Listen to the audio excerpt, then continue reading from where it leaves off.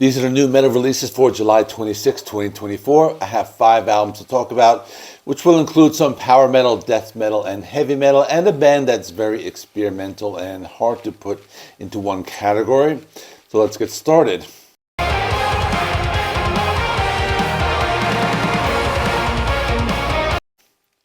First album I have is Wake Up the Wicked by Powerwolf. They are a German power metal band, and this is their 10th album. I'm counting last year's Interludium, which was kind of a compilation. But this is a new full studio album. Powerwolf has a very distinct style musically. They can be compared to the band Sabaton, but lyrically the songs are somewhat satirical because they deal with religion, the church, werewolves, and vampires, and that sounds kind of strange, but they have based their entire career on what I just said. The lyrics can sound blasphemous, but it's basically the equivalent of listening to the band Ghost. This is the type of band that gives you what you expect. The songs are catchy, they have big choruses, they don't really stray too much from their formula, although they might add a few surprises here and there. The new album has 11 songs, it's 36 minutes long. Every song has an average runtime of about 3 minutes. The opening track is Bless Them With the Blade. So the first line of the song is Tear Up the Bible, Sacral Survivals. So you know what you're getting into. The song is fast-paced, melodic, catchy, just a good start to the album. Sinners of the Seven Seas was one of the singles, and this one is a pirate-themed song with a very epic and cinematic music video. Kyrie Clitorum is filled with their signature tongue-in-cheek blasphemy. Heretic Hunters has more of a folk metal sound, but still sound like Powerwolf. 1589 was another single with a cinematic music video, and it's about a serial killer who supposedly was a werewolf. Viva Vulgata had some big church organs and a softer and harder parts.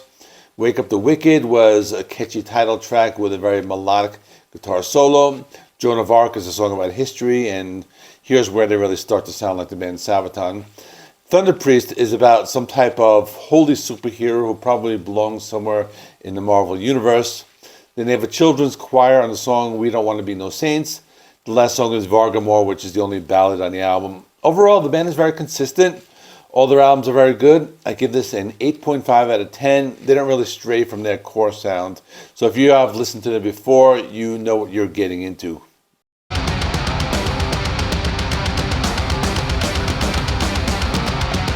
Next is the self-titled debut album by Category 7, a supergroup featuring John Bush of Armored Saint and Anthrax. Phil Demel, who was on the recent Kerry King album, also played with Machine Head. Mike Orlando from Adrenaline Mom, Jack Gibson, the bass player of Exodus, and drummer Jason Bittner from Overkill and Shadows Fall. They play a form of heavy metal and thrash. The opening track, In Stitches, has some whirlwind-style guitar riffs that look like the ones on the album cover. Land I Used to Love is filled with a hailstorm of old-school thrash metal riffs and sounds like it could have been an old Anthrax song.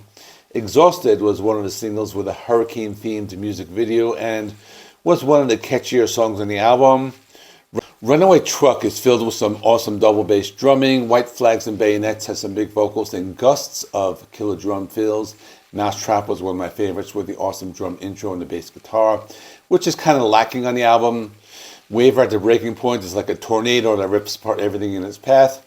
Through Pink Eyes has more of that double bass drumming, and John Bush shows off more of his melodic vocal style. The last song is the 8-minute instrumental Ether Stormin, offering a twin guitar attack, thick bass guitar playing, and thunderous drum beats. Overall, it's not too bad. My score is an 8 out of 10. If you like any of the bands of the members comprising the supergroup, I think you should check it out.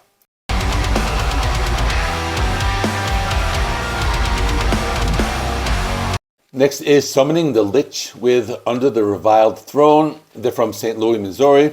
They call themselves a fantasy-driven technical death metal band. The album was released via Prosthetic Records. This is a concept album about a place called Arius, which is under existential threat, starring a protagonist named Tan, who aims to bring hope and resistance to the city of Bastel, which is being attacked by the Lich army. Or, that's my understanding, so feel free to tell the story in the comments if you know it better.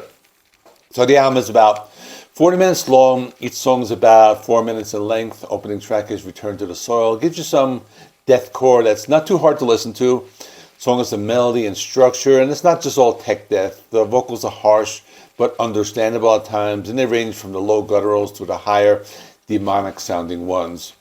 The song flows nicely into the next one, Reviled Crystal Wielders, which has more of those intense vocals and monstrous guitar riffs. Then it was Forest Feasts that continues the story with lyrics about magic and druids. My Horrors Unending continues with its bone-crushing riffs and drum beats powerful enough to bring the downfall of the kingdom. Then they give you a break from all that mayhem with a soft instrumental called Bastille Dirge. Then the Carrion Fleet continues with more of their signature dark and magical guitar riffs with some drumming that's powerful and it might cause a catastrophic event. Arius Groans gives us some complex and technical guitar riffs with vocals that evoke the sound of suffering and torment, ending in a soft and atmospheric instrumental section that goes into the next song, Will to Survive, which has some of the most intense sounds on the album. This goes into the song The Potion Seller, which is another brutal deathcore sound with lyrics filled with mysticism, magic, and the supernatural. The penultimate song is The Void Gate, which has a thicker and denser sound along with the dark and brooding guitar riffs. And the album ends with Praise to the Bog, which has vocals that sound like they're chanting some ancient spell, and the song ends with violins. Overall, another good one. Some of the songs were kind of catchy, actually. I don't always listen to bands of this type, but I like the fantasy aspect, and that won me over. So my score is an 8 out of 10. If you like Job for a Cowboy or The Black Dahlia Murder, I think you should check it out.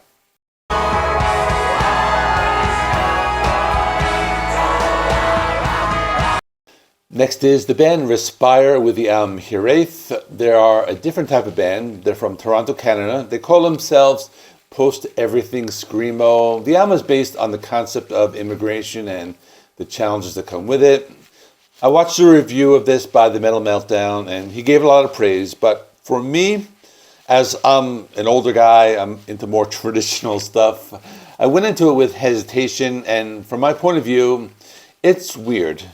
So the opening track, Keening, was like black metal and polka music that goes into soft jazz with violins and saxophone, which is weird. But at the same time, I was interested in hearing more of it. The next song, The Match Consumed, was more intense with the tremolo-picked guitars riffs of black metal, the guttural vocals of death metal, and some violins and happier new wave sounds. Distant Light of Belonging has a soft and trippy atmosphere mixed with some alternative rock with lots of soft and heavy sounds going back and forth. First Snow is a softer, proggier, Opeth sounding track that transforms into some extreme black metal with horns. There's much more of this craziness with the next song, Home of Ash, filled with these modern metal subgenres that I know very little about. I can probably say I'm probably too old to be reviewing this album, but also keep in mind that so far I've only spoken about the first half of the album. As for the second half, it starts with a song, Voiceless Nameless, a soft classical piece with violins. As you would expect, it gets very intense with different styles and tempos and heavy stuff and softer, like post-punk or indie rock kind of stuff. The next song, The Sun Sets Without Us, has more of that craziness, but with a smooth jazz saxophone solo. Then there's a song, We Grow Like Trees in Rooms of Borrowed Light, that has lots of pretty much everything. The spoken parts, heavy jazzy guitar chords, softer atmospheric sections, and there are two more shorter songs. Do the Birds Still Sing, which has violins in post-black metal, and Farewell in Standard. It's a softer song with acoustic guitars and clean vocals. Overall, type of album you need to spend a lot of time with. My score is 7.5 out of 10. It might go up by the end of the month, but I need more time with it. So let's see where it lands on the end of the month list.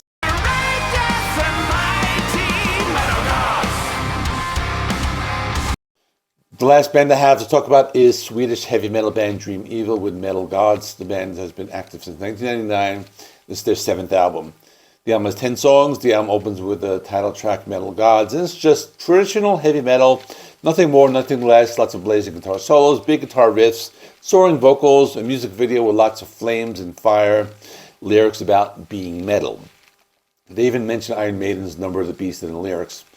So the next song is called Chosen Force, and this is more along the lines of arena rock, but still has some blazing guitar riffs, big vocals. A music video features the band playing with pyrotechnics and stuff.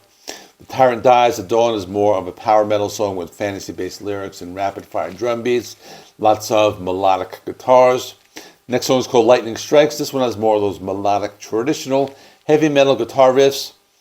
There was another one of the singles called Fight in the Night, which was leaning towards thrash metal, a lot of that open E chugging. And the music video was kind of funny. It's just the band being very silly. They're goofing around in a playground. So you can see that on the screen. Then the song Masters of Arms, which is just more of a bluesy hard rock sound. And that is a song where the bass guitar could be heard very well. Then there's a song called Born in Hell, which had a sound that brought back 80s heavy metal, something along the lines of early Iron Maiden.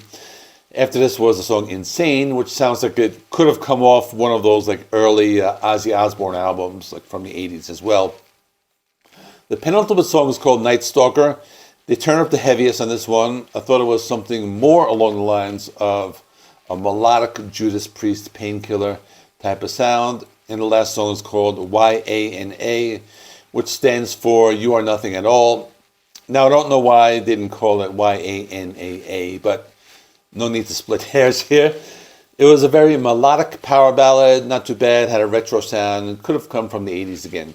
But anyway, this is some cool, traditional heavy metal for fans of Judas Priest and Iron Maiden and Ozzy Osbourne and all that good stuff. They kind of sound like a tribute at times, but I think you would like this music if you like the early 80s stuff. So it's just really good. It's just metal. That's what I'm trying to say.